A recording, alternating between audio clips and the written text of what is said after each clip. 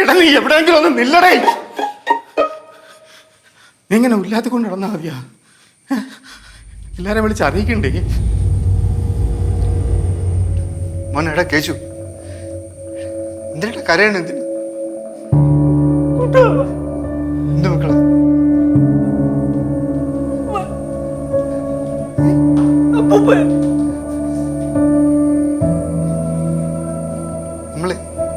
നമ്മള് ഈ ഒരു കൈലിയും കവറും കണ്ടിട്ട് നമ്മൾ അങ്ങനെ ഉറപ്പിക്കണ്ട.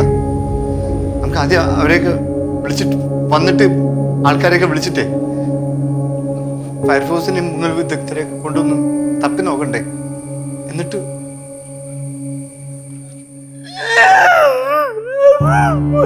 കരയാതെടാ.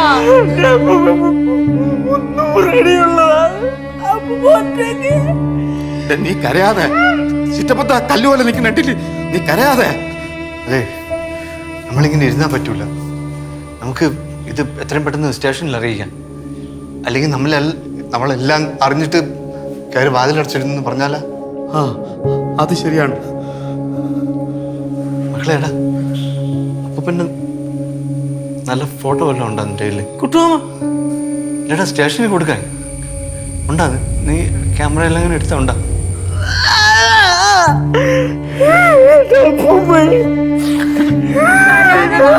കരയാതെ. ഇവിടെ വെള്ളം അടിച്ചിട്ട് അടിയുണ്ടാക്കി ആരുണ്ട്? കുട്ടുമാമ, ചിറ്റപ്പാ. മക്കളെ കരയാതെ.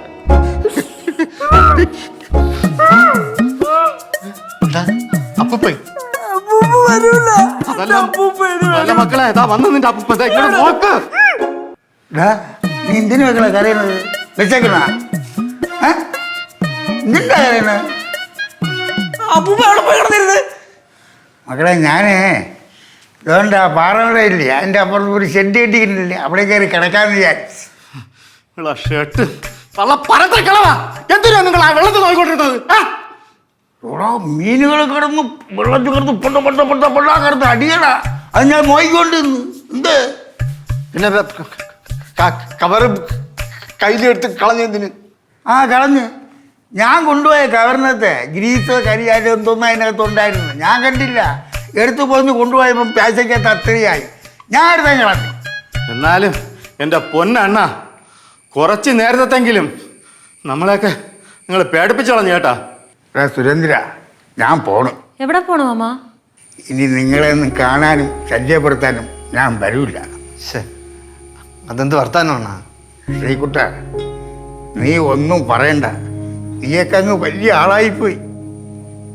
ശങ്കരൻ അന്നും ഇന്നും പിറ്റക്കാരൻ. നിങ്ങളാരെയും ബുദ്ധിമുട്ടിക്കാൻ ഈ ശങ്കരൻ വരൂല. എന്തിനാ ഇത്? നിങ്ങൾ എൻ്റെ അളിയൻ കുളത്തറ ബാലുവിൻ്റെ അണ്ണനല്ലേ? ഞങ്ങളുടെ എല്ലാവരും പൊന്നണ്ണൻ. നിങ്ങളില്ലാതെ കഥ എങ്ങനെ മുമ്പോട്ട് വിട്ടു? കരയല്ലാണ് കരയല്ല. ഒരു 500 രൂപ എടുക്കാറുണ്ട്. അങ്ങോട്ട് അതോടെ അങ്ങനെ പോയിരുന്നാണ് 500 ഞാൻ എടുത്ത പാറപ്പടയിൽ അങ്ങനെ എടുത്തെറിയും.